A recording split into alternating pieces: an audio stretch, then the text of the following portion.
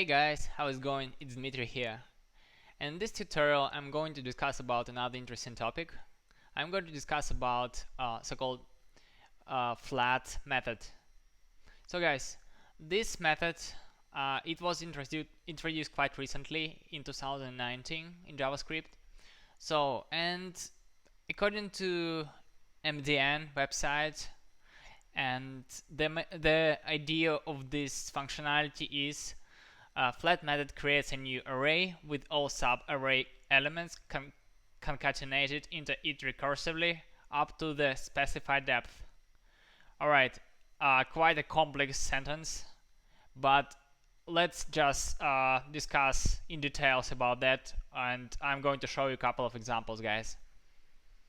So guys, first thing first, you can see I already defined an array here. And you can see this array, it's like contains multiple arrays inside of that. Like for instance, this one, the second value, it's an array, and this array contains just one value, right? Then the second element, the third element of this array, it's quite complex, right? It contains nested arrays inside of that. So guys, and let's just log it out.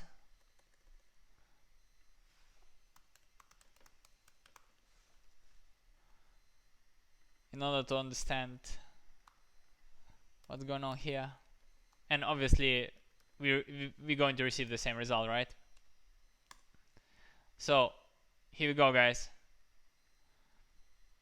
We cannot even see here, it's just really deep inside, right? So it's not even showing here the actual array here, because it has like it's as deep as 1, 2, 3, 4, I guess 5, right?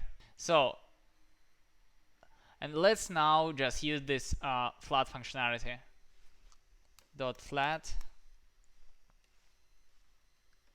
.flat methods, and let's log it out again.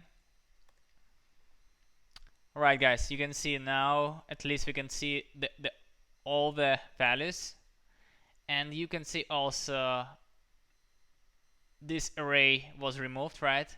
So obviously guys, when you're not specifying anything here, it's going to flatten the result, going to be flattened just like as deep as 1, right?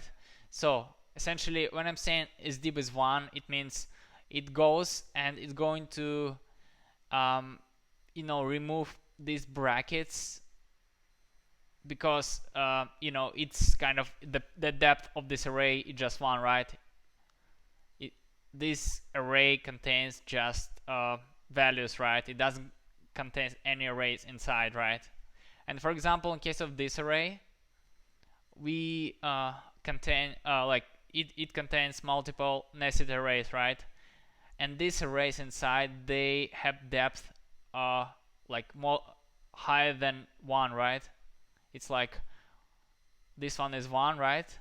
And then it's 2 and so on, right? So guys, that's why you can see here this array was flattened, then this array also was flattened, but then we still have this array which contains this nested array, right?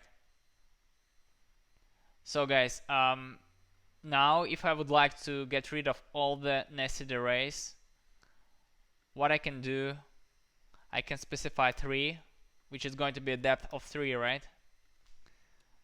Let's run it, and you can see, guys, now it's flattened completely, right? And let's move back to 2. We're still going to have this fixed array, I believe. So you still can see, right? All the rest of the arrays were flattened, but because we specify this over here depths of 2, this array wasn't flattened because it had the depth of 3. So guys, that's how this flat method works, actually.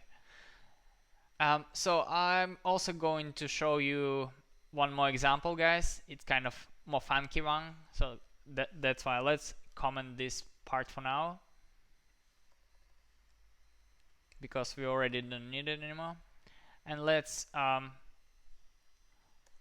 log it out, this example.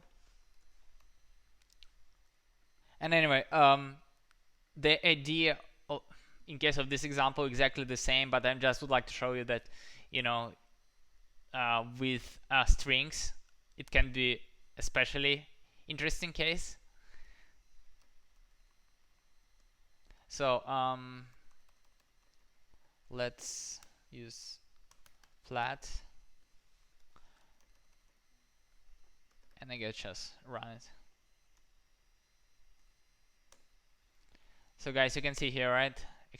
Expectedly, it stripped the first depth arrays, and still the rest of the arrays with depth more than 1 or higher than 1, they still sitting here, right? So guys, and let's calculate. It's 1, I guess 2, 3, yeah, depth of 3, right? So if you